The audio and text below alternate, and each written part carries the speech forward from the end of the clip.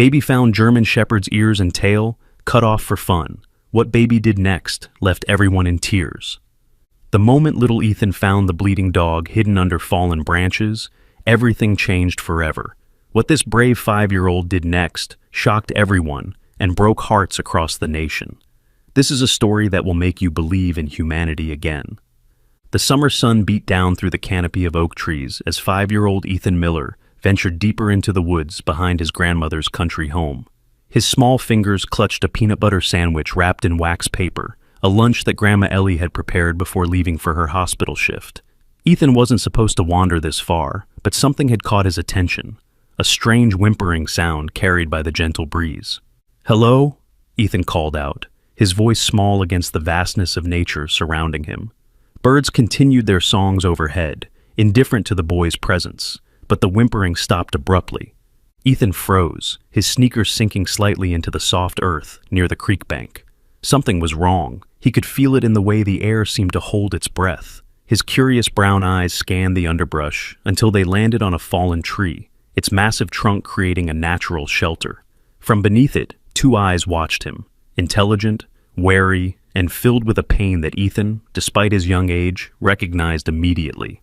"Are you hurt?" he whispered, taking a cautious step forward. The creature, a large German shepherd, flinched but didn't growl. Ethan's heart slammed against his ribs as he inched closer, and the full horror of what he was seeing became clear. The dog's ears had been cut off, leaving raw, crusted wounds.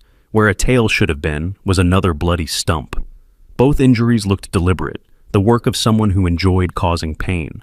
Ethan's small hands trembled, but not from fear, from a rage so pure and overwhelming that tears sprang to his eyes. Who would do this? Who could hurt an animal this way? "I won't hurt you," Ethan promised, his voice cracking. "I'm not like them." The dog's eyes, amber and intelligent, studied the boy. There was something in those eyes, a wisdom, a capacity for judgment that Ethan sensed immediately. This wasn't just any dog. This was a soul who understood. Ethan knelt in the dirt, still maintaining a safe distance. He unwrapped his sandwich and tore off a small piece. "Are you hungry? It's peanut butter. My grandma says it's brain food." He placed the morsel on the ground between them and backed away. The dog didn't move toward the food, but its eyes never left Ethan's face.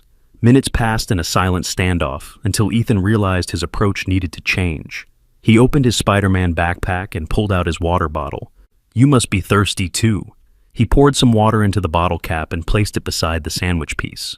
The dog's tongue darted out, licking dry, cracked lips. Slowly, painfully, it dragged itself forward just enough to lap at the water. Ethan's heart soared, but he kept his excitement contained, instinctively knowing that sudden movements or loud noises would shatter this fragile trust. "You're so brave," Ethan whispered, as the dog finished the water and cautiously took the bit of sandwich. "Like a warrior in the movies. That's what I'll call you. Warrior." Warrior, the name seemed to fit the dog who, despite unimaginable cruelty, still found the courage to trust. As the afternoon shadows lengthened, Ethan knew he would soon need to return home before Grandma Ellie finished her shift. He couldn't bear the thought of leaving Warrior alone, injured and vulnerable. "I have to go home now," he explained, as if the dog could understand every word.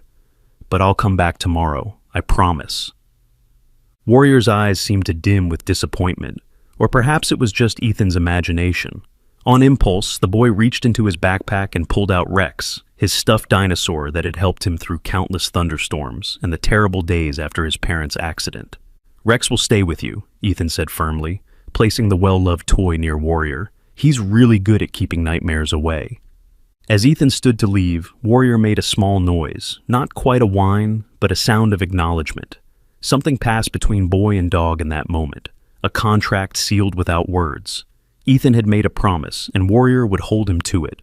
"I'll be back," Ethan repeated. "I won't let anyone hurt you again."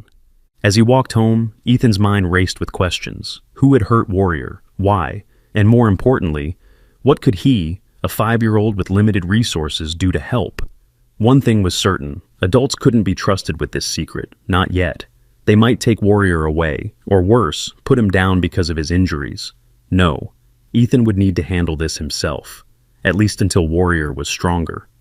The Miller family's white farmhouse came into view as Ethan emerged from the woods. It was nothing fancy, peeling paint in some spots, a porch that creaked under the slightest weight, but it had been home since the accident that took his parents 2 years ago. Grandma Ellie's ancient station wagon wasn't in the driveway yet, which meant he had made it back before her shift ended. Relief washed over him. Inside, Ethan went straight to the bathroom and stared at his reflection in the mirror. Dirt smudged his cheeks, and his usually neatly combed hair stuck out in all directions. Grandma would ask questions if she saw him like this. He quickly washed his face and hands, changed his dirty shirt, and tried to smooth his hair with water. "Mission accomplished," he whispered to himself, practicing the phrase he had learned from his favorite cartoon. That night, as Grandma Ellie served mac and cheese, Ethan's favorite, her sharp eyes noticed something different about her grandson. "You're quiet tonight, sunshine," she said, reaching across the table to feel his forehead. "Not coming down with something, are you?" Ethan shook his head, just tired from playing. "Where's Rex?" Ellie asked suddenly, noticing the absence of the stuffed dinosaur that usually sat in the chair next to Ethan during dinner. Ethan's spoon clattered against his bowl. I put him away. I'm too big for stuffed animals now." Ellie's eyebrows rose in surprise, but she didn't push. "5 is very grown-up indeed," she said with a smile that didn't quite reach her eyes. Working long hours as a hospital administrator left her perpetually exhausted, dark circles permanently etched beneath her kind eyes. Since losing her daughter and son-in-law, Ellie had thrown herself into work, partly from necessity and partly to outrun grief. After dinner, Ethan helped clear the table, a chore he usually complained about, and asked to go to bed early. This raised another flag for Ellie, but she assumed he was just having one of those days when the absence of his parents felt heavier than usual. She tucked him in with an extra tight hug. "I love you to the moon and back," she whispered, their nightly ritual. "And to the stars and home again," Ethan finished, his eyes already drifting closed. But sleep didn't come. As soon as Grandma's footsteps faded down the hallway, Ethan's eyes snapped open. He had planning to do. First, he needed supplies. Warrior's wounds looked bad, really bad. Ethan had watched enough times as Grandma cleaned and bandaged his own cuts and scrapes to know the basics. Clean the wound, put on medicine, cover it up. But he would need supplies from the bathroom. Carefully, he slipped out of bed and tiptoed down the hall. The bathroom cabinet creaked loudly as he opened it, freezing him in place. After a moment of held breath, he continued his mission. Alcohol wipes, just a few, so Grandma wouldn't notice. A small tube of antibiotic ointment, nearly empty anyway. Some gauze pads and a roll of bandages. He couldn't take too much of anything or Grandma would notice, but a little bit from each package might go undetected. With his contraband secured in a plastic sandwich bag, Ethan returned to his room and hid everything in his backpack. Next, he needed food for Warrior. The dog was skinny, too skinny, ribs visible even in the brief glimpse Ethan had gotten. From his secret stash of treats hidden in a shoebox under his bed, Ethan selected a few granola bars and a bag of beef jerky that Uncle Mike had given him last Christmas. With supplies gathered, Ethan finally allowed himself to sleep, but his dreams were troubled, filled with Warrior's intelligent eyes and mysterious shadows that seemed to be hunting them both. Morning came with the distant rumble of thunder. Rain was on its way. Ethan's eyes opened at first light, his mind immediately racing to Warrior. Would the fallen tree provide enough shelter from the coming storm? Would the stuffed dinosaur be enough comfort against the thunder? Grandma Ellie's schedule was a blessing today. She had an early morning meeting and would leave before Ethan even had to pretend to be asleep. On days like this, Mrs. Donovan from next door would come over at 8 to make Ethan breakfast and watch him until his afternoon tutor arrived. Mrs. Donovan was nice but nearly deaf and usually dozed off in front of the TV after serving breakfast.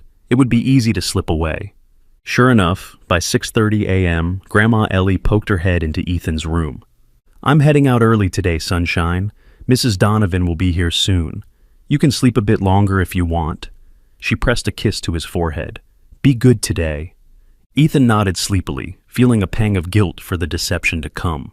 As soon as he heard the front door close and Grandma's car pull away, he sprang into action. He dressed quickly, stuffed his backpack with the medical supplies and food, and added a small blanket from the linen closet. Mrs. Donovan wouldn't arrive for another hour. Plenty of time to check on Warrior and come back. The morning air felt heavy with impending rain as Ethan retraced his steps to the creek. The forest looked different in the early light. More shadows, more secrets. A twig snapped somewhere to his left, making him jump, but it was just a squirrel, watching him with curious eyes before scampering up a tree. "Warrior," Ethan called softly as he approached the fallen tree. "It's me, Ethan. I came back like I promised." For a heart-stopping moment, nothing moved. Had Warrior managed to drag himself away? Had someone else found him? Or worse, had his injuries been too severe? Then a slight movement, the stuffed dinosaur shifting as Warrior's head emerged from beneath the log. The dog looked even worse in the morning light. The wounds were angry and red, some areas oozing, but most shocking was the recognition in those amber eyes. The dog remembered Ethan, and more importantly, remembered his kindness. "I brought stuff to help you," Ethan said, kneeling and opening his backpack. He laid out his supplies with the serious concentration of a surgeon preparing for an operation. "This might hurt a little, but Grandma always says medicine has to sting to work." Warrior watched every movement, making no attempt to flee as Ethan inched closer. The trust being placed in him made Ethan's hands shake with responsibility. Starting with the least damaged areas, Ethan cleaned the dried blood as gently as he could. Warrior flinched but didn't snap or growl, even when the alcohol wipes clearly caused pain. Ethan worked methodically, whispering encouragement as he went. "You're doing so great. You're the bravest dog ever." As he cleaned around Warrior's neck, Ethan discovered something he hadn't noticed before, a worn leather collar, half hidden by matted fur. The tag was partially legible. M.A. was all he could make out. The rest had been scratched off deliberately. "Your name starts with Ma?" Ethan wondered aloud. "Max? Mac? Maybe Major?" Warrior's ears, or what remained of them, twitched slightly at the last suggestion. "Major?" Ethan repeated, and again the dog reacted. "Was that your name? Major?" But Ethan decided it didn't matter. To him, this dog would always be Warrior, named for his strength and resilience.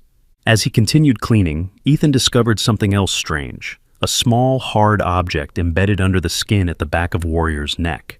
It didn't look like any injury. It felt artificial, like something put there on purpose. Ethan decided not to touch it, afraid of causing more pain. With the wounds cleaned and medicine applied, Ethan offered Warrior water from a collapsible dog bowl he'd taken from the garage, left over from Grandma's old dog who had died before Ethan came to live with her, and some of the beef jerky. Warrior ate cautiously at first, then with increasing enthusiasm. "I have to go back now," Ethan said regretfully as the last piece of jerky disappeared. "Mrs. Donovan will be looking for me, but I'll come back again, I promise." The first fat raindrop hit Ethan's cheek as he repacked his supplies. Looking at the fallen tree, he realized it wouldn't provide adequate shelter in a real downpour. Making a quick decision, Ethan arranged the blanket he'd brought into a makeshift tent, using branches to hold it up over Warrior. "This should keep you drier," he said, not entirely convinced but doing his best. "I'll try to find something better tomorrow." As if understanding the coming storm's danger, Warrior gave Ethan's hand a gentle lick, the first real sign of affection. The simple gesture nearly brought tears to Ethan's eyes. He ran all the way home, rain beginning to fall in earnest, and slipped in through the back door, just as Mrs. Donovan's ancient blue Buick pulled into the driveway. His first secret mission had been a success. Over the next few days, Ethan established a routine. Early mornings before Mrs. Donovan arrived, and late afternoons after his tutor left were dedicated to Warrior. Each visit showed improvement, the wounds slowly healing, Warrior's energy returning bit by bit. The dog still couldn't walk properly, but he was eating well, and even wagged the stump where his tail had been when Ethan appeared. But their sanctuary wasn't as secret as Ethan believed. On the fourth day, as he knelt beside Warrior changing bandages, the snap of a twig made them both look up sharply. Ethan's heart hammered against his ribs as he scanned the trees, half expecting to see the monster who had hurt Warriors in the first place. Instead, he glimpsed a black truck driving slowly down the county road that ran parallel to the woods, about 50 yards away. Something about the vehicle made Warrior tense immediately, a low growl rumbling in his chest, the first aggressive sound Ethan had heard from him. "What is it, boy?" Ethan whispered, instinctively moving closer to the dog, one small hand resting protectively on Warrior's back. The truck moved past, but the damage was done. Their safe place felt violated somehow, as if they were being watched. Ethan found himself looking over his shoulder more frequently as he made his way home, unable to shake the feeling of unseen eyes tracking his movements. That night, he struggled to sleep, his mind filled with questions. It wasn't just about helping Warrior heal anymore. There was a mystery here, the strange object under the skin, the partially obscured name tag, Warrior's reaction to the black truck. Something bigger was happening, and somehow, Ethan had landed right in the middle of it. As he finally drifted off, one thought crystallized with perfect clarity. He couldn't do this alone anymore. He needed help, but who could he trust? Not Grandma Ellie, not yet. She would mean well, but would insist on calling animal control or the police, and Ethan's gut told him that might put Warrior in even more danger. The answer came the next day in the form of his summer tutor, Ms. Sophia Rivera. Young, kind, and sharper than most adults gave her credit for, Ms. Rivera had been working with Ethan 3 afternoons a week to keep his reading skills sharp over the summer. Unlike most grown-ups, she actually listened when Ethan spoke and never dismissed his ideas as childish fantasies. Their session started normally enough. They sat at the kitchen table with books and worksheets spread before them. But Ethan couldn't focus. His mind kept drifting to Warrior, alone in the woods. "Ethan, Earth to Ethan," Ms. Rivera's voice broke through his thoughts. "You seem a million miles away today. Is everything okay?" "Yes, ma'am," Ethan responded automatically, the polite answer Grandma had taught him. Ms. Rivera set down her pencil. "You know, when I was your age, I had a secret hiding place in my backyard, a place where I could go when I needed to think or when something was bothering me." Her dark eyes studied him carefully. "Do you have a place like that, Ethan?" Something in her tone, in the genuine interest behind her question, made Ethan's carefully constructed wall begin to crumble. He looked down at his hands, noticing for the first time the small scratches from branches and the dirt still embedded under his fingernails, despite his attempts to wash thoroughly. Ms. Rivera noticed too. She gently turned his hands over, examining the small wounds. "These don't look like regular play scratches, Ethan, and you've been distracted all week." Her voice wasn't accusatory, just concerned. "Whatever's going on, I might be able to help. That's what adults are supposed to do, you know, help kids when they need it." Ethan bit his lip, torn between his promise to protect Warrior and the growing realization that he was in over his head. What if the wounds got infected?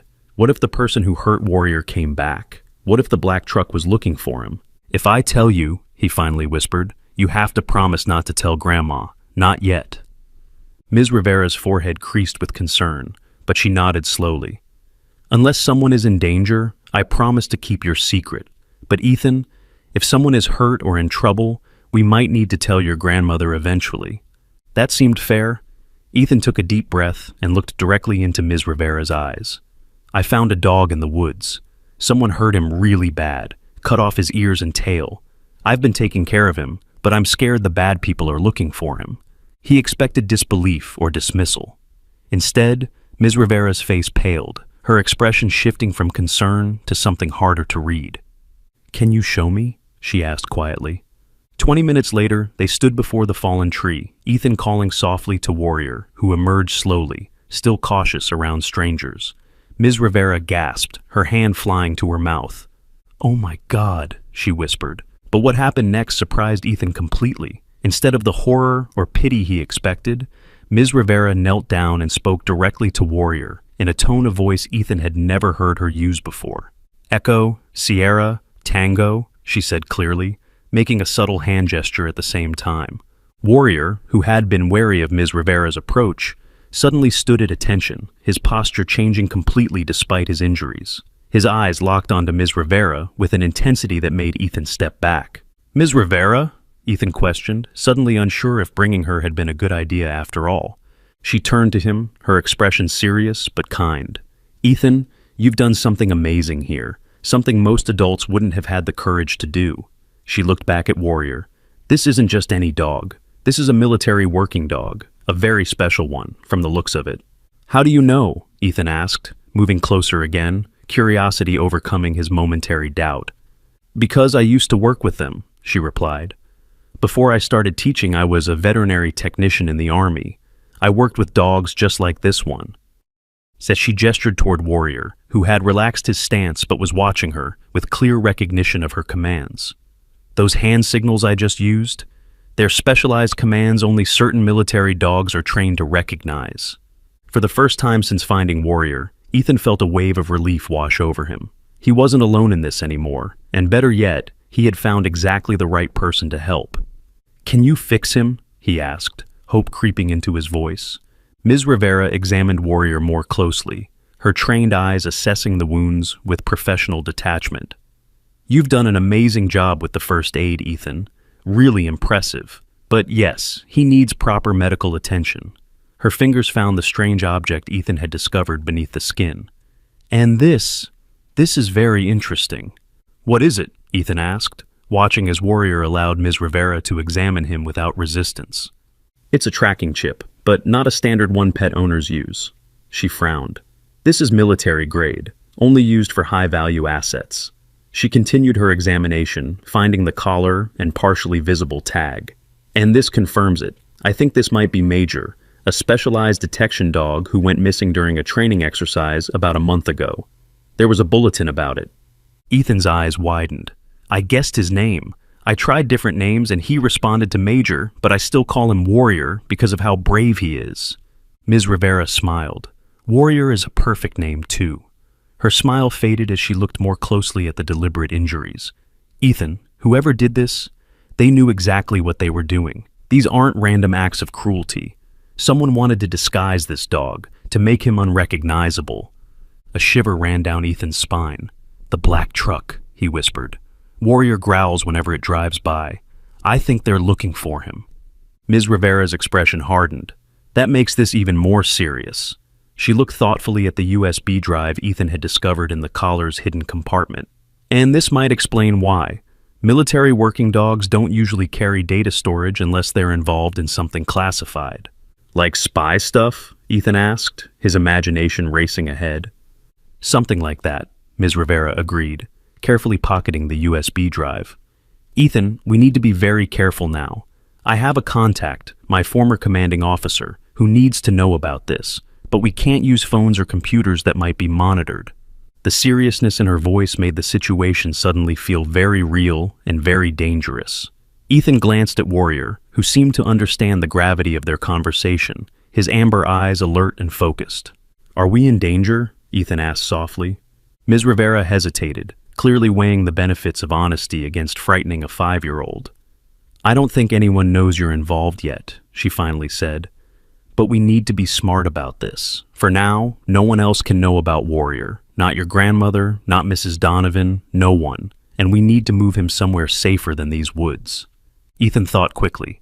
"There's an old garden shed behind my grandma's garage. No one uses it anymore. Could he stay there?" Ms. Rivera considered this. "That might work for now. It's close enough for us to check on him, but hidden from the road." She checked her watch.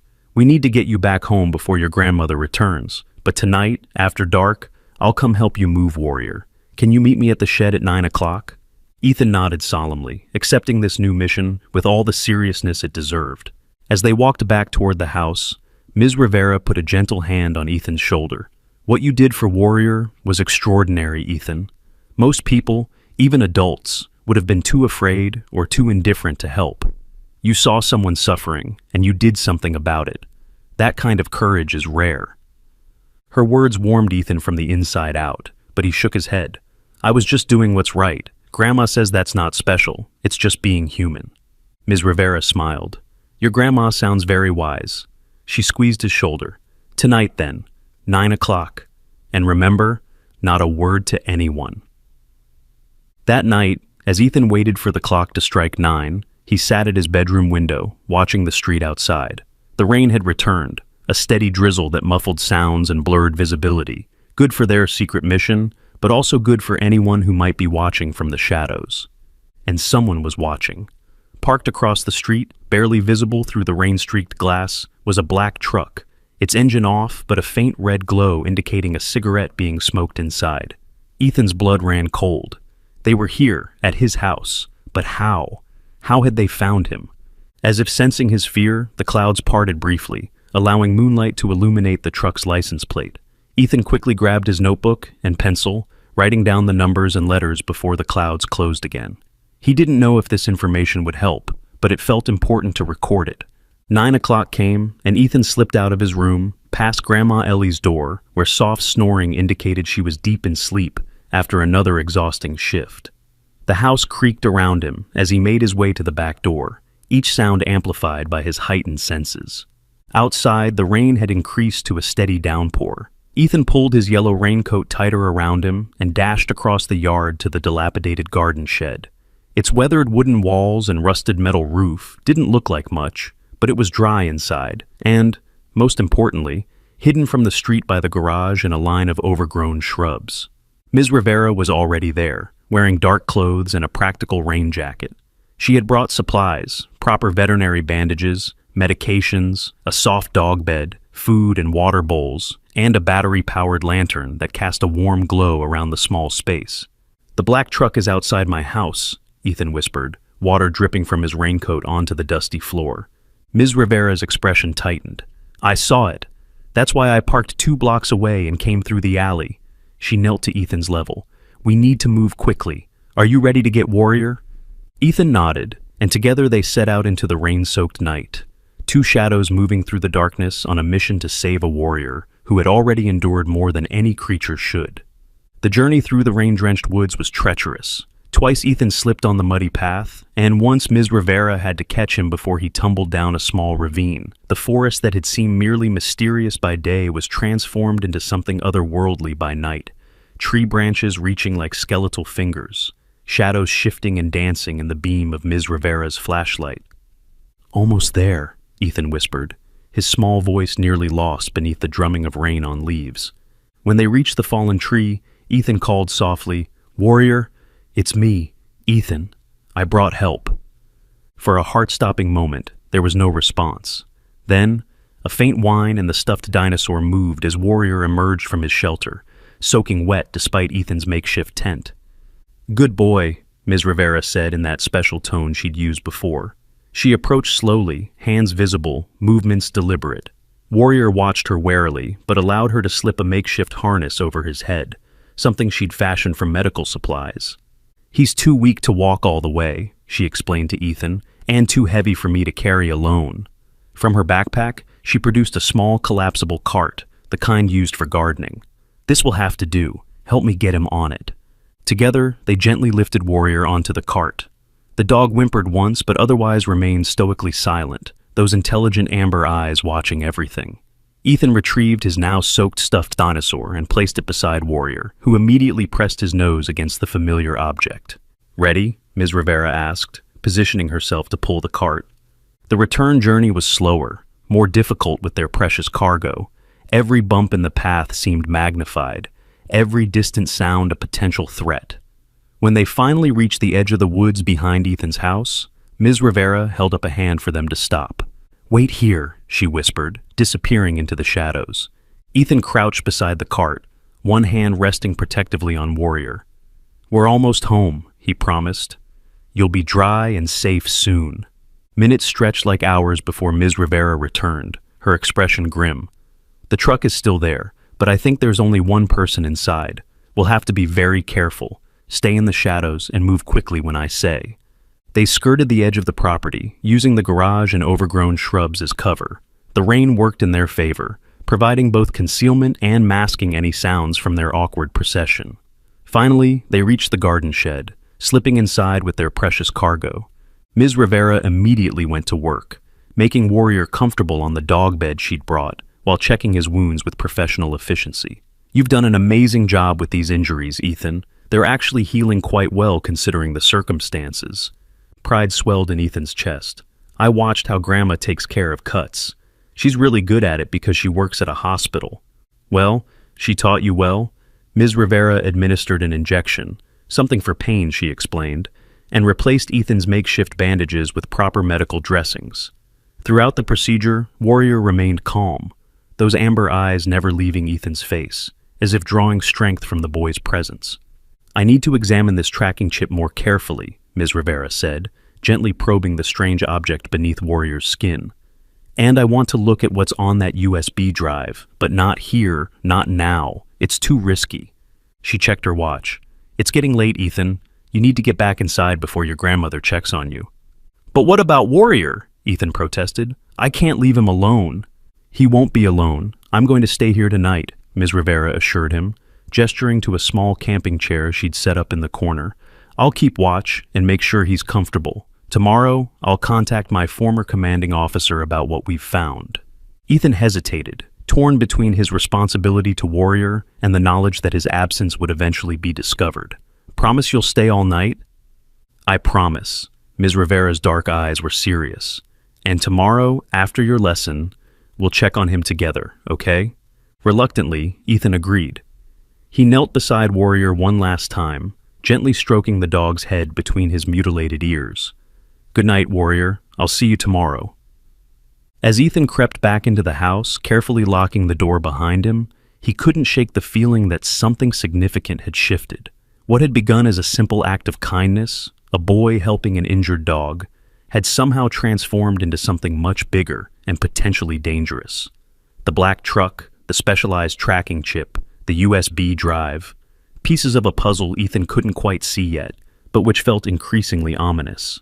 Sleep came fitfully that night, punctuated by dreams of shadowy figures and Warrior's intelligent, pain-filled eyes. When dawn finally broke, Ethan was already awake, anxious to check on his friend. Grandma Ellie was in the kitchen preparing breakfast when Ethan appeared, dressed and ready for the day unusually early.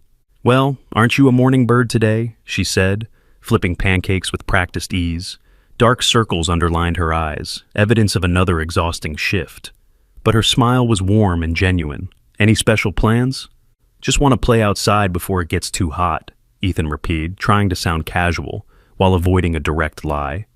Ellie studied him for a moment, her expression thoughtful. "You've been spending a lot of time outdoors lately, making friends with the neighbor kids?" "Something like that," Ethan mumbled, focusing intently on his pancakes. Ellie set a glass of orange juice before him. "You know you can tell me anything, right, sunshine? Anything at all." For a brief, tempting moment, Ethan considered telling her everything, about finding Warrior, about the black truck, about Ms. Rivera staying overnight in their garden shed. But the memory of Warrior's reaction to the truck stopped him. Whatever was happening, it was dangerous, and Ethan couldn't risk putting his grandmother in harm's way. "I know, Grandma," he said instead, offering a smile that didn't quite reach his eyes. "Everything's good, I promise." After breakfast, Ethan waited impatiently for Mrs. Donovan to doze off in front of her morning soap operas before slipping out the back door. His heart raced as he approached the garden shed, both eager and afraid of what he might find. Ms. Rivera sat in the camping chair, looking remarkably alert despite her night vigilance. Warrior lay on the dog bed, his bandages clean and white against his dark fur. At Ethan's entrance, the dog's head lifted and the stump of his tail moved in greeting. "He had a good night," Ms. Rivera reported. "No fever, which is excellent news. And he ate a little breakfast." Relief washed over Ethan as he knelt beside Warrior, receiving a gentle lick on his hand. "Did you see the truck leave?" Ms. Rivera's expression darkened. "Yes, around dawn. But they'll be back, Ethan. People who do this kind of thing don't give up easily." "What kind of thing?" Ethan asked, sensing there was much more to this story than he understood. Ms. Rivera hesitated, clearly weighing how much to share with a 5-year-old. "I think Warrior, Major, was part of a special program. Military working dogs are incredibly valuable, especially ones with specific training. I think someone wanted to repurpose him for their own interests." "You mean steal him?" Ethan clarified, his young mind translating adult speak. "Essentially, yes. And the USB drive we found might tell us why." She sat forward in her chair. "I took a quick look at it this morning on a secure laptop. It contains files, records of some kind of experimental training program. It looks like Major was part of it, but something went wrong." "What kind of training?" Ethan asked, absently stroking Warrior's head. "I'm not sure yet. The files are partially encrypted. I've sent what I could access to my former commanding officer, Captain Ramirez." She checked her watch. "I need to go home and clean up before our tutoring session this afternoon, but I'll be back. Can you check on Warrior around lunchtime? Just make sure he has water and that his bandages aren't soaked through." Ethan nodded solemnly, accepting this responsibility like a sacred duty. As Ms. Rivera gathered her things to leave, he asked the question that had been nagging at him all night. "Ms. Rivera, are we in danger? Real danger?" She paused at the door, her expression grave. "I don't know yet, Ethan, but we're going to be very careful until we figure this out. That's why no one else can know about Warrior right now, okay?" After she left, Ethan spent a precious half-hour with Warrior, talking softly about everything and nothing. The dog listened with unnerving intelligence, those amber eyes following Ethan's every movement. Despite his injuries, Warrior seemed stronger today, holding his head higher, occasionally attempting to shift positions on his own. "You're getting better," Ethan observed happily. "Soon you'll be running around like normal dogs." Warrior made a small noise, not quite a bark, more like a vocalization of agreement. Then, unexpectedly, the dog struggled to his feet, wobbly and clearly in pain, but standing nonetheless. Ethan gasped in delight. "You did it! You're standing!" Warrior took one shaky step toward Ethan, then another. Each movement was obviously difficult, but the determination in those amber eyes was unmistakable. When he reached Ethan, Warrior pressed his head against the boy's chest in a gesture so full of trust and affection that Ethan felt tears spring to his eyes. "You're the bravest dog ever," he whispered, carefully wrapping his arms around Warrior's neck in a gentle hug. The moment was broken by the distant sound of a car door slamming. Warrior's head jerked up, his entire body tensing. A low growl emerged from deep in his chest, a warning. Ethan felt it before he heard it, the vibration passing from dog to boy like an electric current. "What is it?" Ethan whispered, moving to the small, grimy window of the shed. From this vantage point, he could just see the front of his house and the street beyond. The black truck had returned, parked in the same spot as before, but this time, someone was getting out. A tall man in dark clothing, who moved with confident purpose toward the Miller house. Ethan's blood ran cold as the stranger knocked on the front door. Mrs. Donovan would answer. Would she mention Ethan? Would she say he was playing in the backyard? Warrior growled again, louder this time, his hackles rising despite his injuries. "Shh," Ethan urged, though his own heart was racing. "We have to be quiet." Through the window, Ethan watched as Mrs. Donovan appeared at the door. The man showed her something, a badge perhaps, or a photo. They conversed briefly before Mrs. Donovan stepped aside, allowing the stranger to enter the house. "He's looking for me," Ethan whispered, panic rising in his throat. "Or for you, or both of us." Warrior pressed against Ethan's leg, steady despite his weakened state, offering strength through contact. The gesture calmed Ethan enough to think clearly. They needed to hide, really hide, until the man left and Ms. Rivera returned. The garden shed was small but cluttered with years of accumulated junk.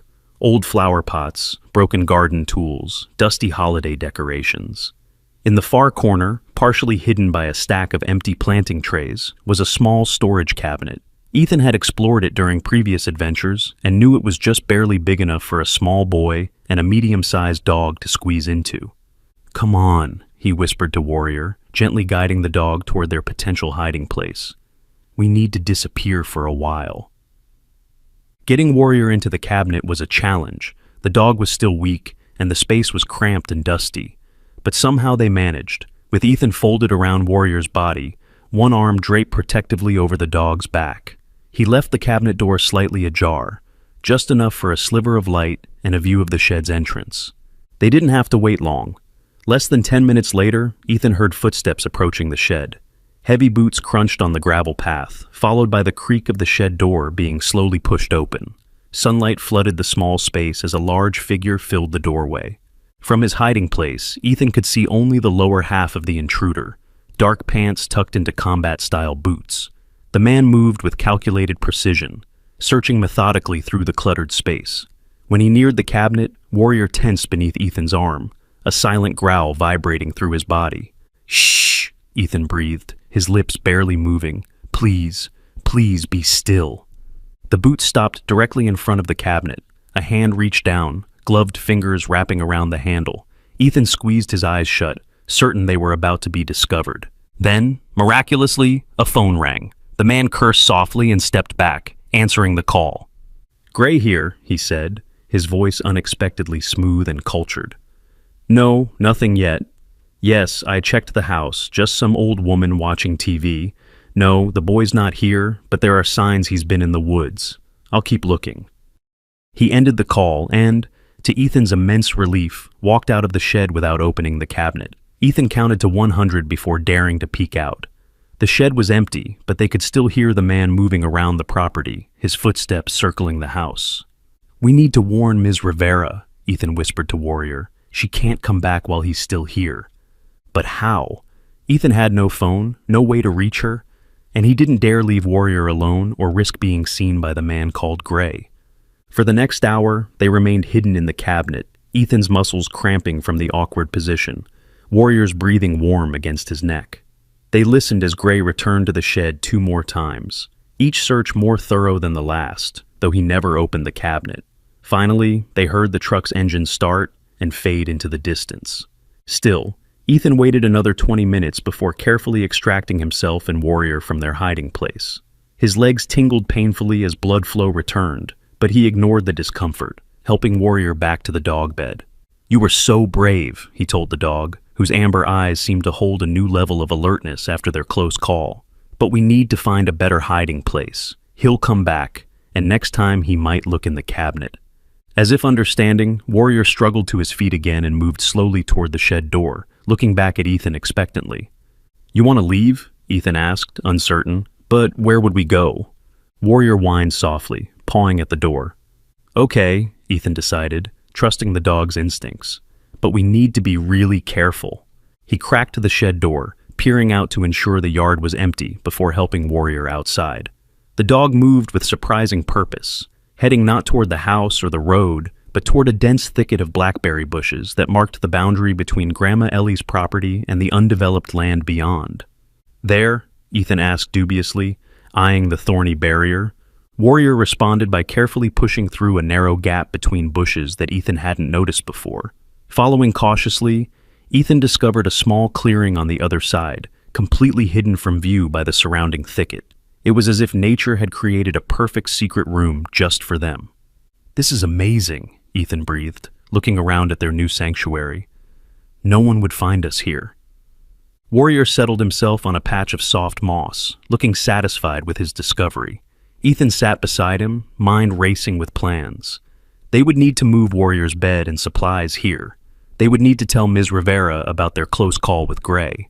And somehow, they needed to figure out what was on that USB drive and why it was so important.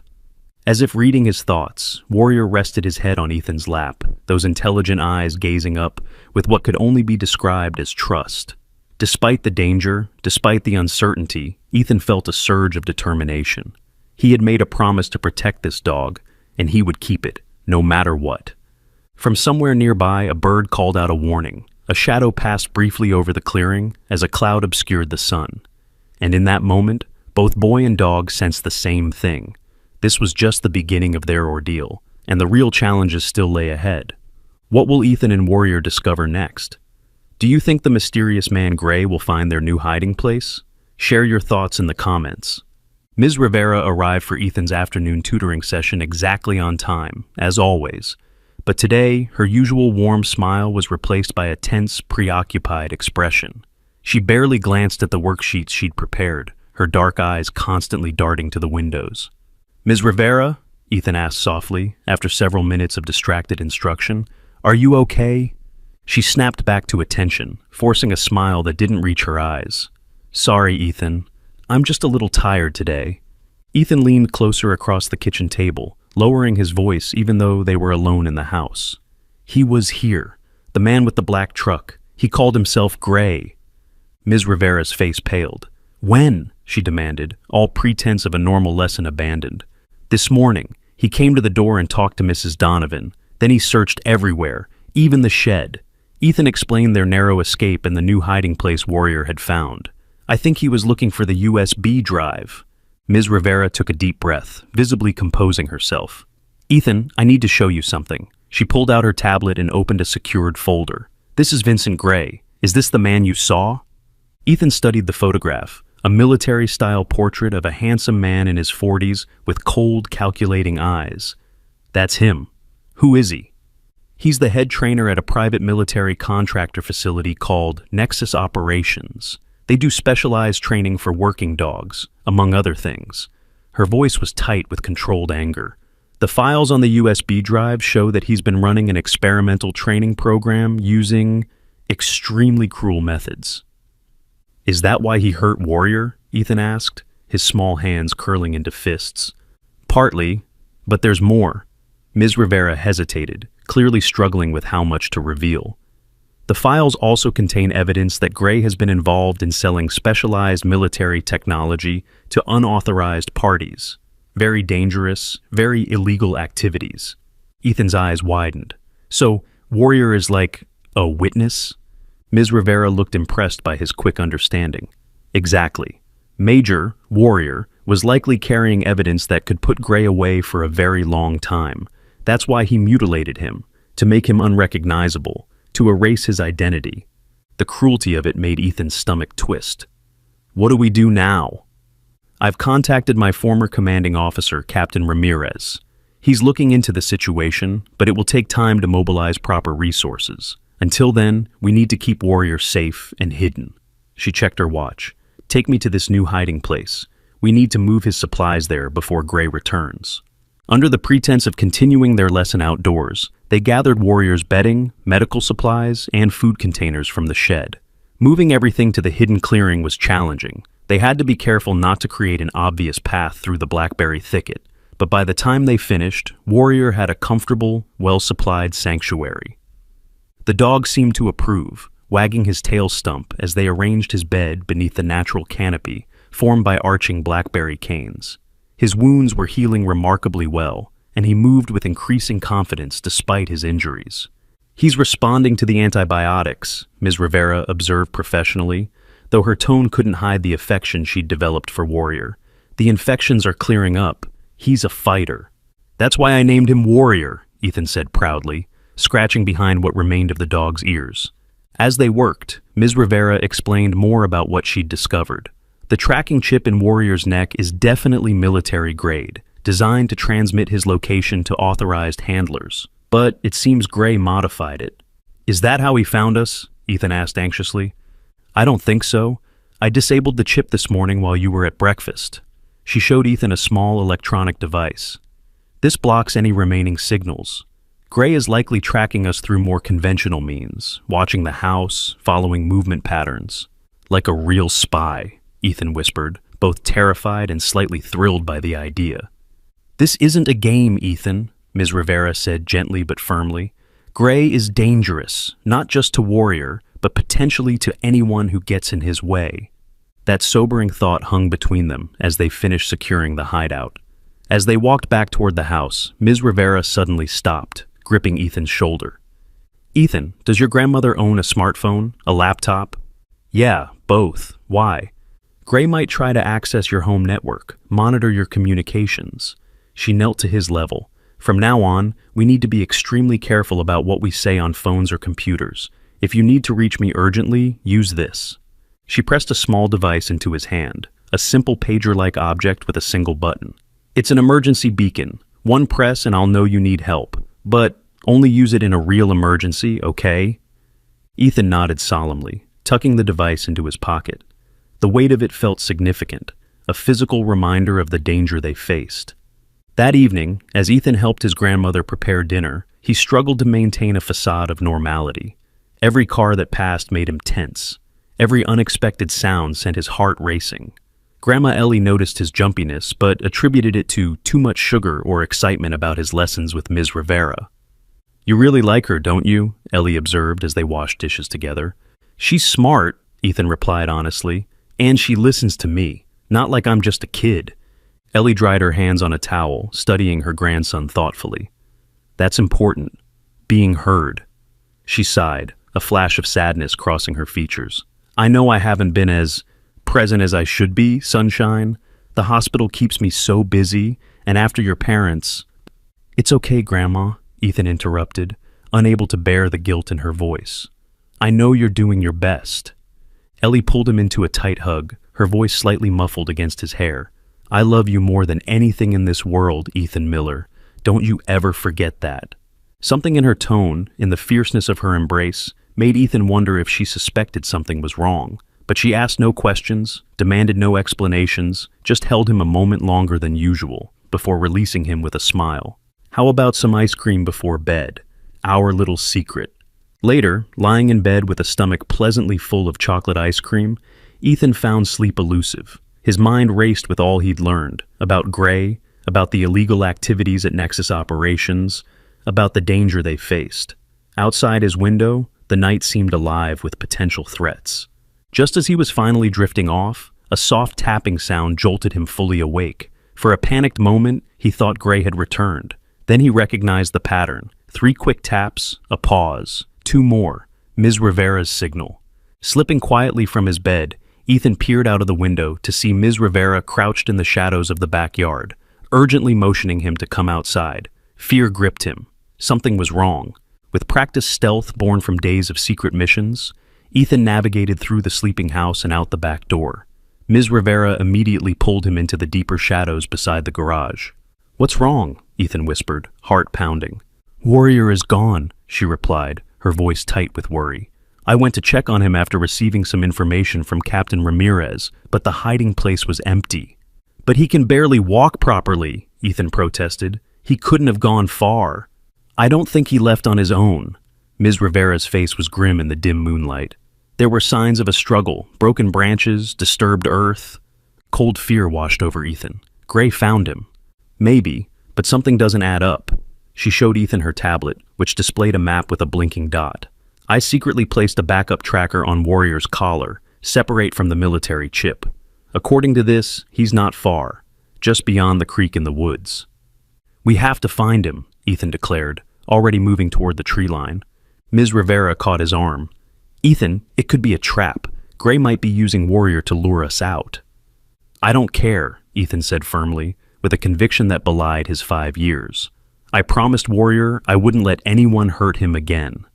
Ms. Rivera studied him for a long moment, then nodded. "All right, but we do this carefully.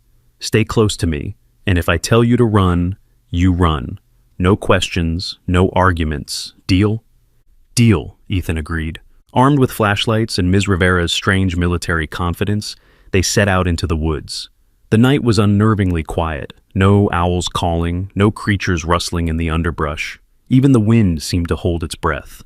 They followed the tracker's signal to a small clearing near the creek, not far from where Ethan had first discovered Warrior. The blinking dot indicated they were close, but the clearing appeared empty. "I don't understand," Ms. Rivera murmured, scanning the area with her flashlight. "He should be right here." Ethan's eyes, sharp and unbiased by adult expectations, caught what Ms. Rivera missed, a small tuft of fur caught on a low-hanging branch. "There! Something's under that fallen tree." They approached cautiously. Sure enough, partially concealed beneath the massive trunk was Warrior's collar, the backup tracker still attached, but no sign of the dog himself. "They removed his collar, but left the tracker," Ms. Rivera realized aloud. "They wanted us to find this place." "But why?" Ethan asked, confused and increasingly frightened. The answer came in the form of a low, cultured voice from the shadows behind them. "Because I needed to have a little chat with you both." They whirled around to find Vincent Gray stepping into the clearing, flanked by another man whose military bearing mirrored Ms. Rivera's. Both carried sidearms, though they weren't directly pointed at Ethan and Ms. Rivera. "Where's Warrior?" Ethan demanded, fear temporarily overridden by concern for his friend. Gray smiled, a smile that never reached his cold eyes. "The animal is secure, for now." Ms. Rivera shifted subtly, positioning herself between Ethan and the armed men. "What do you want, Gray?" "What I've always wanted, Rivera. The USB drive." He sneered slightly. "Did you think we wouldn't identify you? Former Army veterinary technician with high-level clearance and a rather inconvenient moral compass. You were flagged the moment you accessed secure databases." "Where is Warrior?" Ethan repeated, his small voice steady despite his fear. Gray regarded the child with something like curiosity. "You named it Warrior? How quaint." He sighed dramatically. "The dog is in my vehicle, alive but sedated. Whether he stays that way depends entirely on you two." "We don't have the drive anymore," Ms. Rivera said coldly. "It's already been sent to proper authorities." "A convenient lie," Gray replied. "Our sources confirm that Captain Ramirez is still in Washington. No official action has been taken." His smile thinned. "Now, here's what's going to happen. You're going to give me the drive, and I'm going to leave with my property. You two will forget this unfortunate incident, and everyone lives happily ever after." "He's not your property," Ethan said fiercely. "He's not an it either. He's Warrior, and he's my friend." Gray laughed, a hollow, unpleasant sound. "The naivety of children. That animal cost the government over $100,000 to train. It's an asset, nothing more." "An asset you tortured," Ms. Rivera spat. "The evidence on that drive shows exactly what you did to those dogs. and what you've been selling to unauthorized parties." Gray's amusement vanished, replaced by cold calculation. "Final offer. The drive for the dog. You have 10 seconds to decide." Ethan looked up at Ms. Rivera, panic rising in his chest. "We have to help Warrior." "Ethan," she said quietly, maintaining eye contact with Gray, "do you remember where we put the dinosaur?" The strange question momentarily confused him, until he realized she was speaking in code. Rex, his stuffed dinosaur, was still with Warrior supplies in the blackberry thicket, but what did that have to do with anything? Then he remembered, when moving Warrior's supplies, Ms. Rivera had tucked something into Rex's stuffing. The USB drive. "Yes," he whispered, "I remember." "Time's up," Gray announced. "I see we'll need to do this the hard way." He nodded to his companion, who drew his weapon more deliberately. What happened next unfolded with dizzying speed. Ms. Rivera suddenly dropped to one knee, shouting a phrase Ethan didn't understand, but the effect was immediate. From the darkness behind Gray came a blur of motion, a large form launching itself at the armed men with military precision. Warrior, moving far better than seemed possible given his injuries, attacked with silent, calculated aggression. He didn't bark or growl. He simply executed what was clearly specialized training, knocking the second man to the ground, while Gray struggled to draw his weapon. "Run, Ethan!" Ms. Rivera shouted, using the distraction to pull her own concealed handgun. But Ethan couldn't move, frozen in place as Warrior, his gentle, injured friend, transformed into something else entirely. A precision military asset doing exactly what he'd been trained to do. Gray managed to fire a single shot that went wide before Warrior clamped powerful jaws around his gun arm. The man screamed, dropping the weapon as Ms. Rivera aimed her own gun steadily. "Stand down, Gray," she ordered. "It's over." Gray's companion had regained his footing, but wisely remained still, hands raised in surrender. Gray himself, clutching his bleeding arm, glared with undisguised hatred. "You have no idea what you're interfering with," he snarled. "This goes far beyond some mistreated dogs." "I know exactly what I'm interfering with," Ms. Rivera replied coldly. "International arms trafficking disguised as a training program, using military animals as cover for selling classified weapons technology." Warrior maintained his position, amber eyes locked on Gray's every movement, awaiting further commands. Despite his mutilated ears and missing tail, there was nothing pitiful about him now, only power, purpose, and deadly competence. "Ethan," Ms. Rivera said without taking her eyes off the men, "there's a zip tie in my right pocket. Get it, please." Moving as if in a dream, Ethan retrieved the plastic restraint. Under Ms. Rivera's instructions, he secured Gray's companion's hands behind his back. Ms. Rivera did the same to Gray, who continued to curse and threaten until she ordered Warrior to stand guard, a command the dog obeyed immediately, positioning himself to watch both captives with unwavering attention. "How did you know?" Ethan asked, still trying to process what had happened. "How did you know Warrior would help us?" "I didn't know for sure," Ms. Rivera admitted, "but I suspected. The way he responded to certain commands, his physical capabilities despite his injuries. He's not just any military dog, Ethan. Major is a specialized operations K9, trained for high-risk missions, including hostage situations." "But I thought he was hurt too badly to fight," Ethan said, watching in awe as Warrior maintained his vigilant position. "His wounds are real, but healing, and training like his doesn't disappear, even with trauma." She squeezed Ethan's shoulder. "He wasn't just protecting himself tonight. He was protecting you." The significance of that Warrior had formed such a bond with him in such a short time, made Ethan's chest tighten with emotion. He wanted to run to the dog, to hug him close, but he understood that right now, Warrior was working. Ms. Rivera used a satellite phone to contact Captain Ramirez, speaking in clipped, military phrases that Ethan only partially understood. When she finished, she turned to Ethan with a grim smile. "Help is on the way, but we're not out of danger yet. There are likely others from Nexus who will come looking when Gray doesn't report in." "What about Grandma?" Ethan asked suddenly, fear gripping him anew. "If they know about us, they know about her."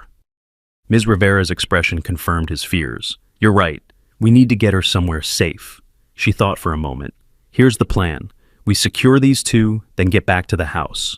Wake your grandmother, pack only essentials, and leave immediately. I have a family cabin in the mountains where we can lay low until Captain Ramirez and his team arrive."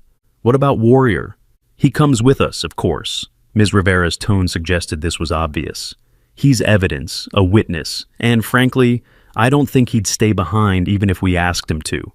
As if understanding her words, Warrior glanced briefly at Ethan, those intelligent amber eyes communicating what seemed like agreement, before returning to his watchful guard duty.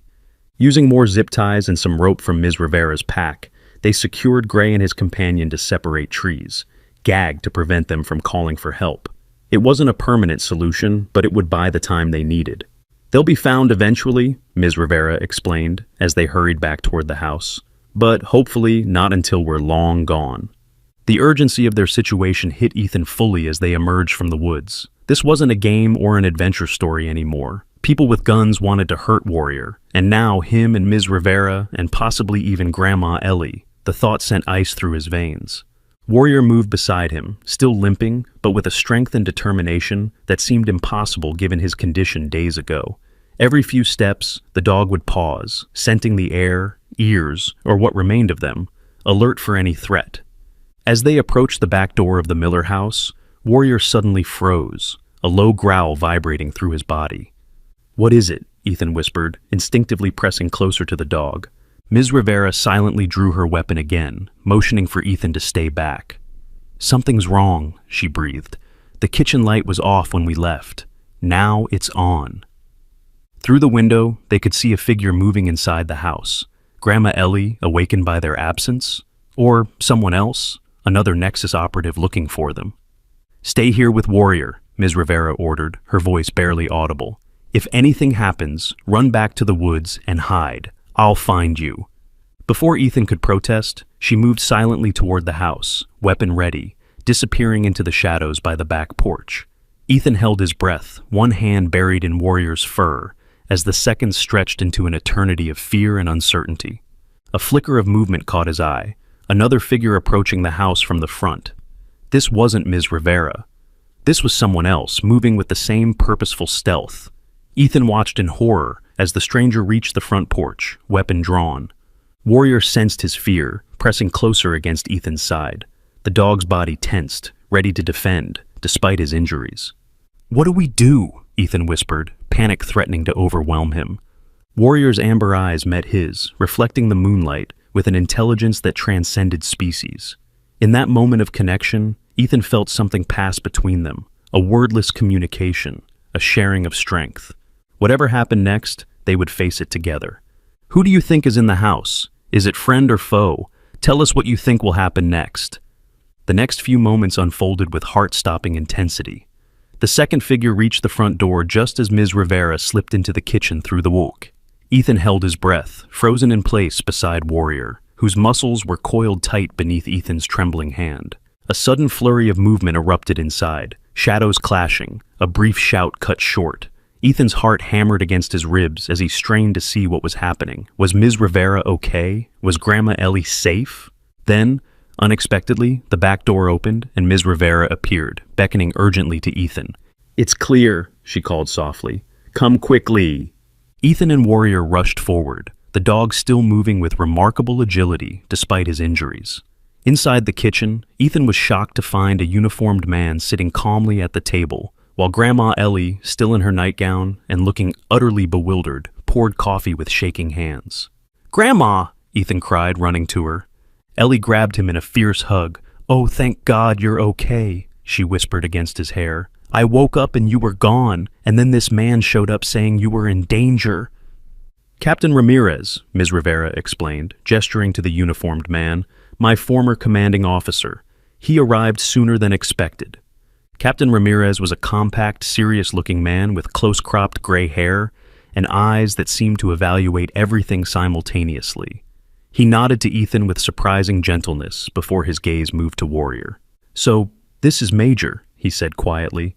Something like pain flickered across his weathered features. "I was part of the team that trained him originally, before Nexus acquired him for specialized training." The bitterness in his voice was unmistakable. Warrior approached the captain cautiously, sniffing his extended hand before allowing a brief touch to his head. "He remembers you," Ethan observed. "Military working dogs never forget their handlers," Captain Ramirez replied, "even secondary ones." He turned to Ms. Rivera. "My team is securing Gray and his associate as we speak. But we need to move quickly. Nexus has resources we can't match in an unsecured location. Move where? Grandma Ellie demanded, her initial shock giving way to protective anger. Someone better explain what's happening right now. Why is my grandson in danger? And what happened to this poor dog? Over the next 10 minutes, Ms. Rivera and Captain Ramirez outlined the situation in terse military precision while Ethan filled in details from his perspective. Grandma Ellie's face grew increasingly pale as she realized the danger they were facing. These people, she whispered, looking at Warrior's mutilated ears and tail, they did this to hide his identity? Among other reasons, Captain Ramirez confirmed grimly. Gray's experimental training methods at Nexus were beyond cruel. When Major escaped during a training exercise, carrying evidence of both the abuse and their illegal weapons dealings, Gray took extreme measures to recapture him and eliminate the evidence. But why did he come here? Ellie asked, her arm wrapped protectively around Ethan. Chance, Ms. Rivera explained. Major was injured and disoriented when he escaped. He ended up in these woods by accident, and then Ethan found him. The kindness of a child, Captain Ramirez added, with a small smile toward Ethan. It probably saved Major's life, and helped expose a major illegal operation. And now they know about Ethan, Ellie concluded, her voice hardening. So, what's the plan? We evacuate immediately, Captain Ramirez replied. My team has a secure location prepared. A sharp noise from outside interrupted him, the distinctive sound of tires on gravel. Everyone froze. Warrior's head swiveled toward the front of the house, his stance immediately shifting to alert. Captain Ramirez moved silently to the window, peering through a narrow gap in the curtains. Black SUV, he reported. Not military or law enforcement. 3 occupants, armed. Nexus, Ms. Rivera breathed. How did they find us so quickly? Ethan asked, fear creeping into his voice. Gray must have had backup waiting nearby, Captain Ramirez replied, already moving to the back door. We need to leave, now. What followed was a blur of frantic activity. Grandma Ellie rushed to grab essentials, medications, identification, a small photo album containing irreplaceable images of Ethan's parents. Ethan stuffed his backpack with clothes, and Rex, his stuffed dinosaur, which still contained the USB drive hidden in its stuffing. Ms. Rivera and Captain Ramirez moved with practiced efficiency, communicating in clipped phrases and hand signals. Warrior remained vigilant, positioned near the back door, ears alert for any approaching danger. My car is parked 2 blocks over, Ms. Rivera whispered. If we can reach it without being seen... Too risky, Captain Ramirez cut in. They'll have someone watching the street. We'll take the emergency exit route. Ethan was confused until the captain crossed to the pantry and pressed firmly on the back wall, revealing a concealed door that opened onto a narrow passage. Old storm shelter access, he explained at Ethan's wide-eyed look. Runs under the yard to the vacant lot behind your property. Standard security precaution. We installed it yesterday while you were at your lesson. You knew this would happen? Grandma Ellie asked, incredulous. We hoped it wouldn't, but we prepared for it, Ms. Rivera replied, helping Warrior through the narrow opening. This way. The passage was tight and musty, requiring them to move in single file with only the beam from Captain Ramirez's tactical flashlight to guide them. Ethan could feel the weight of earth above them, hear the occasional scurry of unseen creatures in the darkness beyond the light. Warrior pressed close to his leg, offering silent comfort. After what seemed like an eternity, but was probably only minutes, they reached a ladder leading up to a trapdoor. Captain Ramirez ascended first, checking for threats before signaling the all clear. They emerged into the cool night air beside an abandoned storage shed in the vacant lot behind Grandma Ellie's property. In the distance, Ethan could see flashing lights. Police or emergency vehicles responding to some commotion near their house. My team is creating a diversion, Captain Ramirez explained, making Nexus think we left a different way. It won't fool them for long. A nondescript van waited at the edge of the lot, engine running, a serious-faced woman at the wheel. Transport secure, sir, she reported as they approached. The next hour passed in tense silence as they drove through the night, taking a convoluted route that involved multiple turns, doubling back, and at one point, driving through a shallow creek bed to throw off any pursuit. Ethan sat between Grandma Ellie and Warrior in the middle seat, all 3 clinging to each other for comfort. Where are we going? Ethan finally asked as they turned onto a winding mountain road. My family has a cabin in the Blue Ridge foothills, Ms. Rivera answered from the front passenger seat. It's isolated, defensible, and off any official records. We'll be safe there until Captain Ramirez's team can process the evidence and make official arrests. How long will that take? Grandma Ellie asked, her voice tight with worry. Captain Ramirez and Ms. Rivera exchanged glances. Possibly several days, the captain admitted. Nexus has high-level connections. We need to build an airtight case before moving officially. The implications hung heavy in the air. Several days hiding in a remote cabin, while dangerous people hunted them. Ethan felt a cold knot of fear in his stomach, but Warrior's steady presence against his side provided a strange, grounding comfort. As they climbed higher into the mountains, the road narrowed and the forest closed in around them. Moonlight filtered through the trees, creating a patchwork of light and shadow that seemed to pulse with each curve in the road. The van's headlights cut through the darkness, illuminating a path that grew increasingly rugged. Almost there, Ms. Rivera assured them, as they bounced over a particularly rough stretch. Just a few more. She never finished the sentence. There was a deafening bang, and the van lurched violently to one side. Grandma Ellie screamed. Captain Ramirez cursed. The driver fought to maintain control as they skidded toward the edge of the road. "Blowout," the driver shouted. "Possible spike strip." Captain Ramirez was already moving, weapon drawn. "Rivera, secure the civilians! Driver, defensive position!" Another bang, not a tire this time, but gunfire. A bullet hole appeared in the windshield, missing the driver by inches. Ms. Rivera threw herself over Ethan and Grandma Ellie, shielding them with her body, while Captain Ramirez returned fire through his window. "Ambush," he said grimly. "They were waiting for us." Warrior's entire demeanor had changed. Gone was the injured, gentle dog who had bonded with Ethan. In his place was a military-trained weapon, alert and ready. A low growl rumbled from his chest, barely audible beneath the gunfire. "We need cover," Ms. Rivera said urgently. "The van's too exposed." Captain Ramirez nodded toward a dense thicket of trees about 50 yards from the road. "There, on my signal, everyone moves. Stay low, stay together." Ethan clutched Grandma Ellie's hand, heart pounding so hard he thought it might burst from his chest. Warrior pressed against his other side, as if promising protection. "Now!" Captain Ramirez shouted, throwing open the door. What followed was a chaotic blur of motion and noise. They sprinted for the trees while Captain Ramirez and the driver provided covering fire. Bullets whizzed past, thudding into trees and kicking up dirt at their feet. Ms. Rivera ran backward, her own weapon drawn, scanning for threats. Warrior stayed glued to Ethan's side, occasionally nudging him to adjust his direction, somehow knowing the safest path through the hail of gunfire. It was as if the dog had transformed into a guardian angel, intuiting danger before it materialized. They reached the tree line, gulping air into burning lungs as they pressed deeper into the protective darkness of the forest. The gunfire continued behind them, but more sporadically now, their attackers unsure of their exact position. "This way," Ms. Rivera whispered, taking the lead. "The cabin is about 2 miles through these woods. If we can reach it, we'll have better defenses."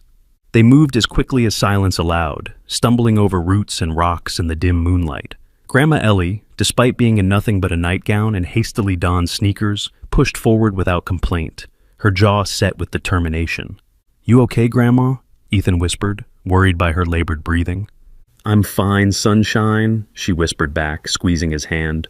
"Just wondering when hospital administrator became fugitive in the woods.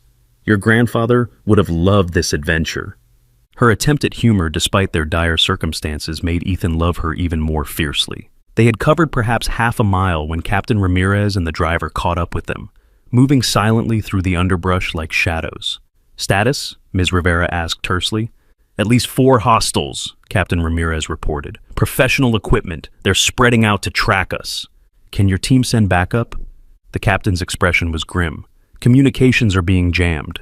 We're on our own until we can reach the cabin and use the secure satellite link there." They pushed on, the sounds of pursuit growing louder behind them. Warrior suddenly stopped, head raised, scenting the air. A low growl vibrated through his body. "What is it, boy?" Ethan whispered. Ms. Rivera studied the dog's posture. "He senses something ahead of us, a threat." Captain Ramirez consulted a small device, a tactical GPS. "We're being herded," he realized. "They have people in front of us, too." "They're boxing us in," the driver added, her voice tight with tension. Grandma Ellie pulled Ethan closer. What do we do? For the first time, uncertainty flickered across Captain Ramirez's face. We need to split up, create confusion, multiple targets. No, Ethan said immediately, clutching Warrior's fur. We stay together.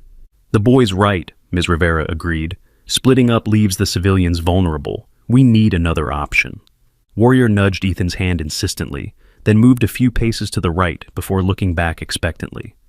I think he wants us to follow him, Ethan said. Captain Ramirez hesitated, but only briefly. Military working dogs are trained to detect optimal routes. If he senses a path, he nodded. Lead on, Major. Warrior moved with quiet confidence, selecting a route that seemed random to human eyes, but clearly followed some logic the dog perceived. They traversed a dry creek bed, crossed through a dense thicket that scratched at their clothes, but provided excellent cover, and eventually began climbing a steep, rocky slope that no pursuer would expect them to attempt. The climb was brutal. Grandma Ellie struggled visibly, her breath coming in gasps. Captain Ramirez and the driver took turns helping her, while Ms. Rivera and Ethan followed Warrior's lead. Below them, flashlight beams swept through the forest as their pursuers searched in vain. They're moving away from us, Ms. Rivera observed quietly. Warrior's route is working. At the top of the slope, they found a narrow game trail that wound along the ridge. Warrior led them confidently, occasionally stopping to scent the air or listen before continuing. After another mile of careful progress, lights appeared through the trees ahead, the warm golden glow of windows. The cabin, Ms. Rivera confirmed. We made it. The small log structure was nestled against the mountainside, partially concealed by surrounding pines. It wasn't fancy, just a simple one-story building with a covered porch, but in that moment, it looked like paradise to Ethan's tired eyes. Captain Ramirez insisted on securing the perimeter before allowing them inside. Once he gave the all-clear, they entered gratefully, collapsed on wooden chairs and a worn sofa as Ms. Rivera locked and barricaded the door. We should be safe here for now, she assured them, drawing heavy curtains across the windows. The cabin has reinforced walls, emergency supplies, and a hidden exit route if needed. And a working bathroom, I hope, Grandma Ellie said with exhausted humor. With hot water, Ms. Rivera confirmed with a smile. Why don't you get cleaned up first? I think we all could use some rest before we tackle next steps. While Grandma Ellie showered, Captain Ramirez established contact with his team, using a satellite communication system hidden in what appeared to be an ordinary ham radio setup.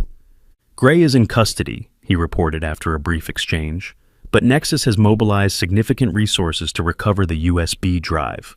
They know it contains enough evidence to bring down not just Gray, but several high-ranking officials involved in the weapons deals. So, we're still in danger, Ethan concluded, stroking Warrior's head as the dog lay beside him on the sofa, finally allowing himself to show signs of exhaustion from his injuries and their difficult journey. Yes, Captain Ramirez admitted, but we have advantages now: secure location, communication with backup, and most importantly, he gestured to the stuffed dinosaur peeking from Ethan's backpack, the evidence they're so desperate to recover. Ms. Rivera carefully extracted the USB drive from Rex's stuffing. I'll make copies immediately and transmit the data to secure servers. Even if something happens to the original, the evidence will survive. Later, after everyone had cleaned up and eaten a simple meal prepared from the cabin's emergency supplies, they gathered in the small living area to rest. Warrior lay at Ethan's feet, amber eyes heavy with exhaustion, but still alert for any threat. You should try to sleep, Grandma Ellie told Ethan, draping a blanket over his shoulders. You've been so brave today. I'm not tired, Ethan insisted, though his drooping eyelids betrayed him. What if they find us again? Then we'll handle it, Captain Ramirez said confidently. We have the advantage of position, and reinforcements are on the way, but they won't arrive until morning, so we all need rest. Despite his protests, sleep soon claimed Ethan, the adrenaline of their escape finally wearing off. His dreams were chaotic, filled with running and shadowy figures, and Warrior's amber eyes guiding him through danger. He awakened with a start sometime later. The cabin was dark and quiet, moonlight filtering through gaps in the curtains. Everyone else appeared to be asleep. Captain Ramirez and the driver taking turns on watch, Grandma Ellie curled under a blanket in an armchair, Ms. Rivera stretched out on a sleeping bag near the door. Something had awakened him, but what? Ethan sat up, senses alert. Warrior was no longer at his feet. Panic fluttered in his chest until he spotted the dog standing rigid by the window, ears forward, body tense with alertness. Moving quietly so as not to wake the others, Ethan joined Warrior at the window. The dog acknowledged him with a brief glance before returning his attention to whatever had triggered his alarm. Carefully, Ethan peered through a gap in the curtains. At first, he saw nothing but moonlit trees and shadows. Then, a flicker of movement caught his eye, a dark figure moving stealthily toward the cabin. Then another and another. At least 3 people approaching from different angles, using the trees for cover. They'd been found. Ethan's heart hammered against his ribs as he turned to wake the others, but Warrior was already moving, nudging Captain Ramirez awake with his nose. The military man came alert instantly, assessing the situation with one glance at Warrior's posture and Ethan's frightened face. "How many?" he whispered. "At least 3, Ethan replied, his voice barely audible, coming from different directions. Captain Ramirez nodded, moving silently to wake Ms. Rivera and the driver, while Ethan roused Grandma Ellie. Within moments, everyone was alert, weapons ready, moving to predetermined defensive positions. "Get to the safe room," Ms. Rivera instructed, guiding Ethan and Grandma Ellie toward what appeared to be a pantry, but actually concealed a reinforced panic room. "Lock yourselves in and don't come out until one of us gives the all-clear phrase." "But what about you and Warrior?" Ethan protested, clinging to the dog's fur. "We'll handle this," Ms. Rivera assured him. "Warrior knows what to do." As if confirming her words, Warrior gently disengaged from Ethan's grip and took up a position beside Captain Ramirez, every muscle tense and ready. The transformation was complete, from injured victim to disciplined protector. "Go," Captain Ramirez ordered. "Now!" Reluctantly, Ethan allowed Grandma Ellie to pull him into the small, windowless room. As the heavy door closed between them, the last thing he saw was Warrior's amber eyes meeting his, conveying a wordless promise that somehow everything would be okay. Inside the panic room, time seemed to stretch endlessly. Ethan and Grandma Ellie huddled together on a narrow cot, listening to muffled shouts and what might have been gunfire. At one point, a tremendous crash shook the cabin, followed by the sound of breaking glass. "I should be out there," Ethan whispered, tears of frustration and fear burning his eyes.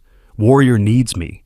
"No, sunshine," Grandma Ellie said firmly, though her own voice trembled. "Warrior and the others are protecting us because we matter to them. The best way to help is to stay safe so they can focus on fighting." Logic didn't ease the terrible waiting, the not knowing. Minutes stretched into what felt like hours, punctuated by distant sounds of conflict that gradually faded into an even more terrifying silence. And then, just when Ethan thought he couldn't bear the uncertainty another moment, 3 soft knocks sounded on the panic room door, followed by Ms. Rivera's voice speaking the agreed-upon phrase. "The dinosaur says it's clear." Will Ethan and Warrior finally be safe? What do you think happened during the battle at the cabin? Tell us your theories. Ethan held his breath as Grandma Ellie cautiously unlocked the panic room door. His heart pounded so loudly he was sure everyone could hear it. What would they find on the other side? Was Ms. Rivera truly safe, or was someone forcing her to say the code phrase? The heavy door swung open to reveal a scene of controlled chaos. Furniture was overturned, windows shattered, bullet holes pockmarked the walls. But amid the destruction stood Ms. Rivera, disheveled but unharmed, with Warrior pressed against her leg. "You're okay," Ethan cried, rushing forward to throw his arms around Warrior's neck. The dog responded with gentle nudges, his amber eyes scanning Ethan as if checking for injuries. "We're all okay," Ms. Rivera confirmed, though her voice carried an edge of exhaustion. "Captain Ramirez and Agent Chen are securing the perimeter." Grandma Ellie surveyed the devastated cabin. "What happened?" Nexus sent a team to recover the USB drive, 4 operatives, well-armed and trained. Ms. Rivera grimaced. "They underestimated us, especially Warrior." As if on cue, Captain Ramirez entered through the shattered front door, his uniform torn and dirty, but his demeanor calm and controlled. "Area secure. We've detained 3 hostiles. 1 escaped, but is injured and on foot in unfamiliar territory. He won't get far." "How did they find us?" Ethan asked, still clutching Warrior's fur, as if afraid the dog might disappear. Captain Ramirez exchanged a glance with Ms. Rivera before answering. They had advanced tracking technology, military grade, possibly enhanced by Nexus's illegal weapons research. They were tracking the USB drive itself, not us. So as long as we have it, they'll keep coming, Grandma Ellie concluded, her arm protectively around Ethan's shoulders. Not for much longer, Ms. Rivera said with grim satisfaction. While you were in the panic room, I completed the data transfer. Multiple secure servers now have copies of everything on the drive. The evidence is out there, and Nexus can't stop it. Which means, Captain Ramirez added, their only remaining objective would be eliminating witnesses. His serious eyes met Ethan's. That's why we need to move to an even more secure location until the official operation against Nexus is complete. Ethan looked down at Warrior, who sat alert beside him, somehow appearing dignified despite his mutilated ears and missing tail. What about Warrior? He's the most important witness. Major, Warrior comes with us, of course, Captain Ramirez said without hesitation. He's not just evidence now, he's part of this team. As the adults prepared for another evacuation, gathering what supplies remained usable, treating minor injuries, coordinating with Captain Ramirez's team over the satellite communications, Ethan sat quietly with Warrior on the cabin's back porch. Dawn was breaking over the mountains, painting the sky in shades of pink and gold that seemed impossibly beautiful against the violence of the night.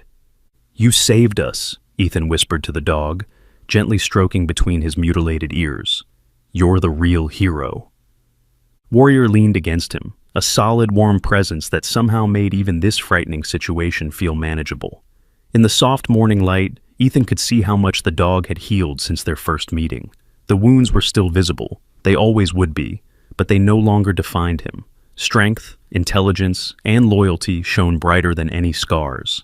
Ms. Rivera joined them on the porch, offering Ethan a granola bar and Warrior a piece of jerky. Captain Ramirez's team will be here within the hour. A helicopter is coming to transport us to a military facility where we'll be completely safe. A helicopter? Ethan repeated, momentarily distracted from their danger by the excitement of such a prospect. Ms. Rivera smiled, a genuine smile that reached her tired eyes.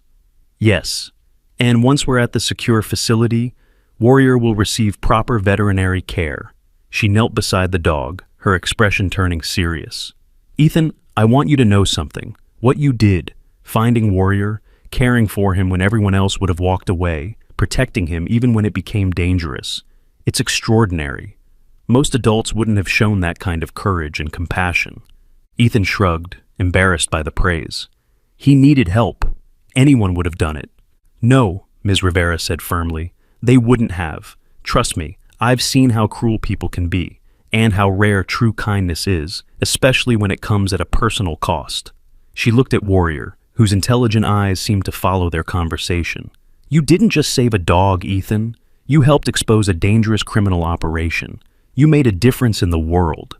Before Ethan could respond, Grandma Ellie emerged onto the porch, now dressed in borrowed clothes that were slightly too large for her small frame. The captain says 10 minutes until evacuation. We should gather anything important. Important. The word resonated with Ethan as he collected his backpack with Rex safely inside. What was truly important? Not their house or possessions, but the people and animals he loved. Grandma Ellie, Ms. Rivera, Captain Ramirez and his team, and Warrior, who had transformed from a victim to a protector. The sound of helicopter rotors grew from a distant thrum to an overwhelming roar as a sleek military craft descended into a small clearing near the cabin. Captain Ramirez directed them aboard while his team secured the Nexus operatives they'd captured. Warrior hesitated at the helicopter door, his body tense with uncertainty. This was, Ethan realized, probably associated with bad memories for the dog, perhaps how he'd been transported to the facility where he'd been abused. It's okay, Ethan assured him, dropping to his knees beside Warrior. I'm right here with you. We're going somewhere safe. Those intelligent amber eyes studied Ethan's face, searching for truth. Whatever Warrior saw there must have reassured him, for he cautiously followed Ethan aboard, pressing close against the boy's side as they strapped into their seats. The flight was brief but breathtaking, soaring over mountain ridges, forests stretching like a green carpet below them, occasional glimpses of roads and tiny houses that looked like toys from their height. Under different circumstances, Ethan would have been thrilled by the adventure. Now, he simply felt relief as they put distance between themselves and their pursuers. They landed at a military installation Ethan had never heard of, a collection of buildings nestled in a valley, surrounded by fences and security measures that made it look like something from a spy movie.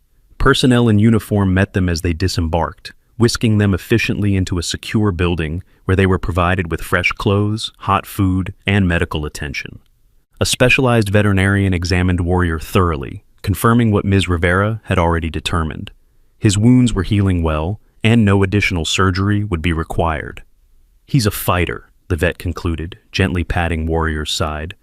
"The physical scars will remain, but his strength wasn't in his ears or tail. It was always inside." For the next 3 days, they existed in a strange limbo of safety and waiting. Comfortable rooms, meals provided, activities to distract Ethan, books, movies, even a limited selection of toys, but always with the knowledge that somewhere beyond these secure walls, a dangerous organization was being systematically dismantled. Captain Ramirez provided regular updates. The evidence from the USB drive had led to multiple arrests. Nexus Operations was under federal investigation. Gray and his associates were cooperating with authorities in exchange for reduced sentences. "When can we go home?" Ethan asked on the third evening as they sat in the facility's common room, watching Warrior demonstrate remarkable recovery by easily completing agility exercises Ms. Rivera had set up. "Soon," Captain Ramirez promised. "We've almost finished securing all Nexus assets and personnel. Once we're certain there's no remaining threat, you can return to your lives." "What about Warrior?" Ethan asked, the question that had been haunting him for days finally surfacing. "Where will he go?" A silence fell over the room. Grandma Ellie and Ms. Rivera exchanged glances. Captain Ramirez cleared his throat. "Technically, Major is military property," he began carefully. "Valuable military property, despite his injuries." Ethan's heart sank. The thought of being separated from Warrior after everything they had been through was unbearable, but he was just a kid. What power did he have against official military protocols? "However," Captain Ramirez continued, his expression softening, "there are special circumstances to consider. Major's injuries make him unsuitable for return to active duty. His specialized training makes him inappropriate for standard adoption. And there's the matter of his unique bond with a certain brave young man." Hope flickered in Ethan's chest. "What does that mean?" "It means," Ms. Rivera interjected with a smile, "that Captain Ramirez has been working very hard behind the scenes to arrange something special." Captain Ramirez nodded. "I've secured approval for Major's early retirement from service. His official designation will be changed to therapy and companion animal with specialized security training." He looked directly at Ethan. "If your grandmother agrees, he could be placed with your family permanently." Ethan couldn't breathe. He looked at Grandma Ellie, hope and pleading in his eyes. Ellie smiled, tears glistening. "How could I possibly say no? That dog is already family." Joy exploded through Ethan's body. He threw his arms around Grandma Ellie, then Ms. Rivera, then Captain Ramirez, before dropping to his knees beside Warrior. "Did you hear that? You're coming home with us, forever."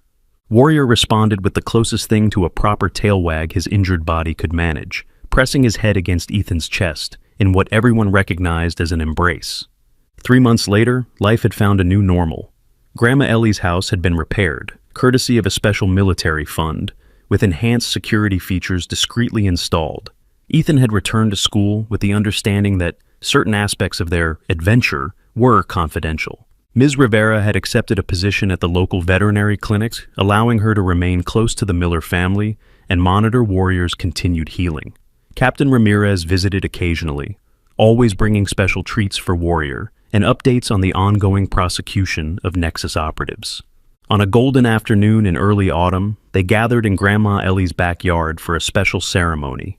Captain Ramirez, dressed in full military uniform, presented Warrior with an official commendation for his service.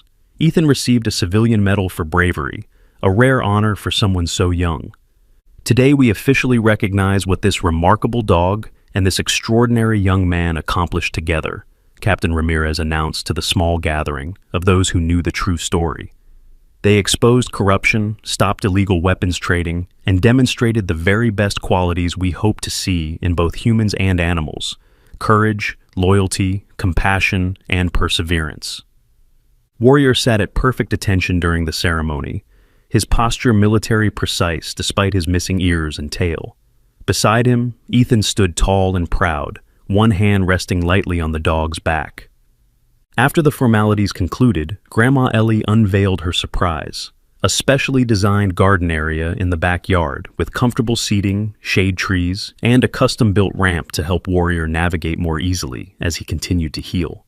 "I'm calling it the Warrior's Garden," she announced, "a place of peace and healing where other rescued animals can visit too." She smiled at her grandson and his dog.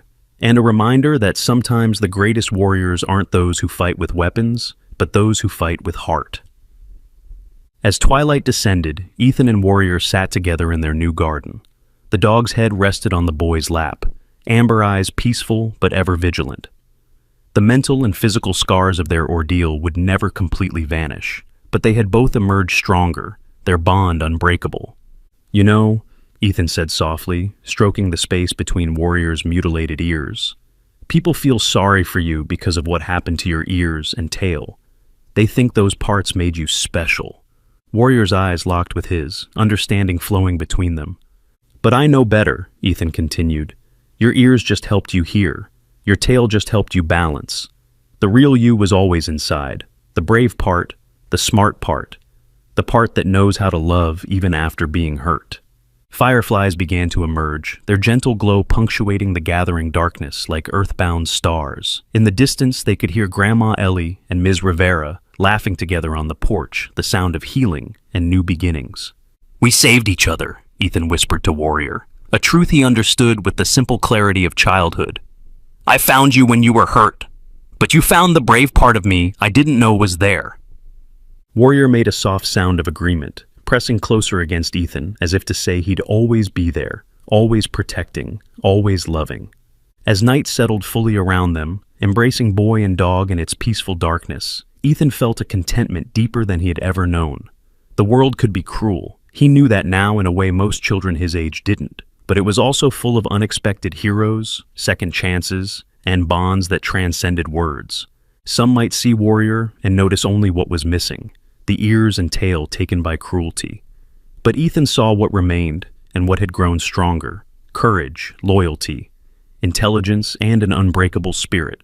The physical wounds had healed as much as they ever would, but the inner strength had only increased, transforming both dog and boy in ways that would shape them forever.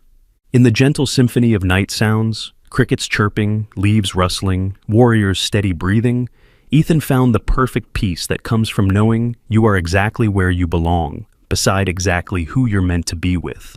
Together, they had faced danger most couldn't imagine. Together, they had emerged victorious. And together, they would face whatever came next. Not as victim and rescuer, but as equals, as family, as two warriors who had found in each other the very best kind of healing. The end. If this story touched your heart, please like, share, and subscribe. Don't forget to comment below and tell us where you're watching from. Has an animal ever changed your life the way Warrior changed Ethan's? We'd love to hear your stories.